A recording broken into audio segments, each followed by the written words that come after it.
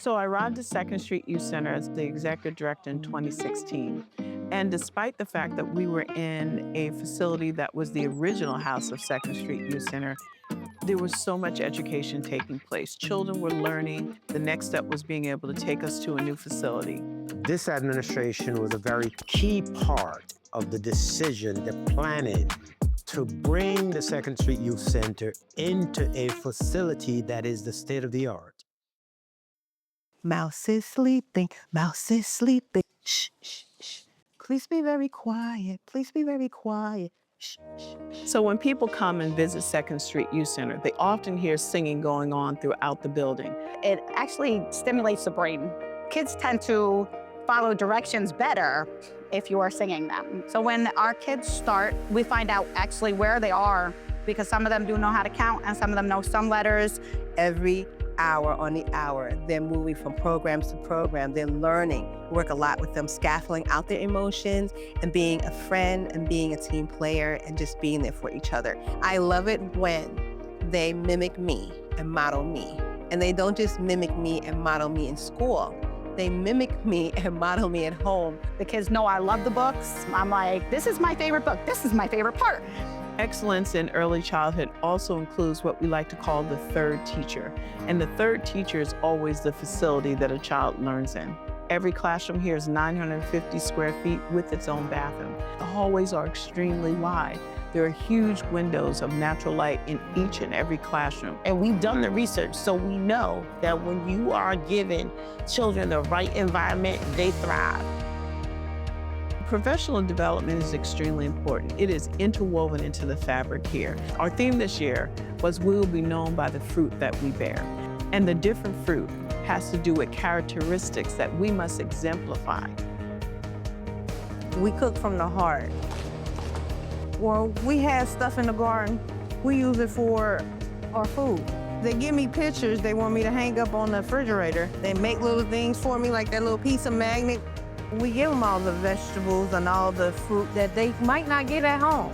The children learn a lot about family-style eating. And a lot of homes, they don't do family-style eating. They're talking to each other. They're communicating what they did the night before. It could be what they did in the centers, but it's all about communication. It's all about extending their language. Second Street Youth Center is so much more than the preschool it was initially started as. We get deliveries from the food bank every 2 weeks. We also have the food diaper program.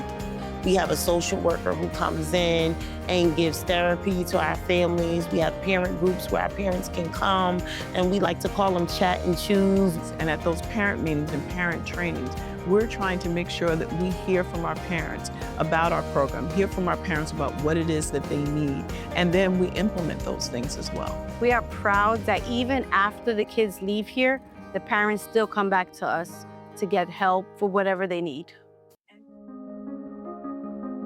SSYC is one of those places that I didn't know about from the outside of the building, but then you walk inside and there's this big mural there and everyone's smiling. A lot of the adults affirm the children here, stating their name when they walk into the building. To me, that's powerful because it's a message of you are important.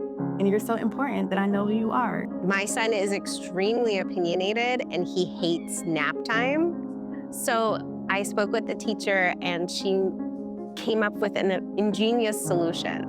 It was to put his bed in the library section so that he could read books instead of nap time.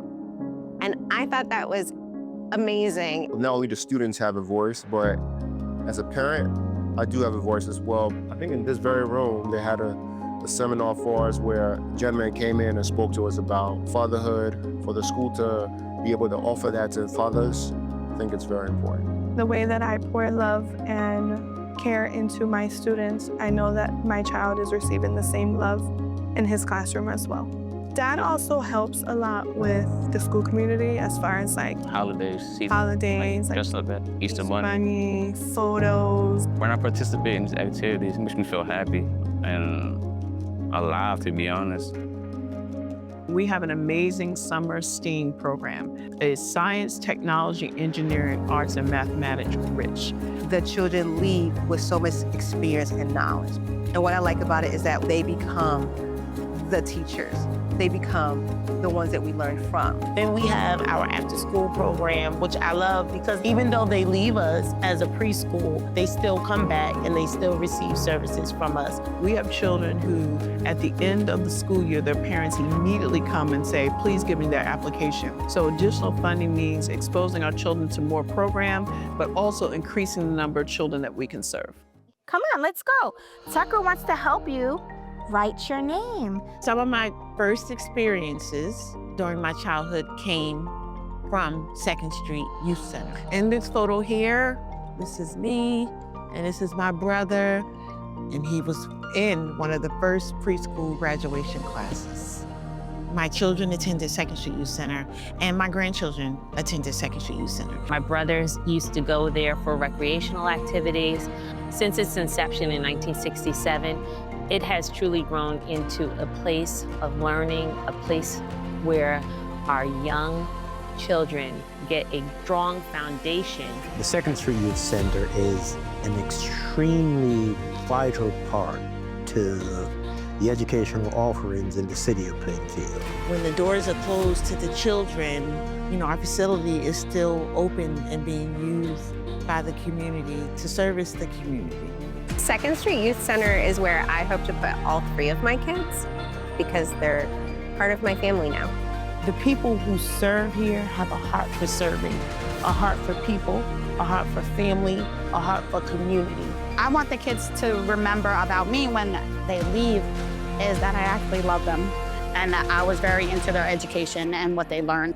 The future for 2nd Street Youth Center is so big. We have arrived at the moment where we have an opportunity to be the purchaser of this facility. It will now have a permanent home that will now be the new legacy of 2nd Street Youth Center. They are a beacon of hope for our children and family, and their success only means our success, and we need to all come together to make sure that we help it grow. We are a center that is focused on what it takes, not just to solve the problem, but be the institutional leader in problem solving.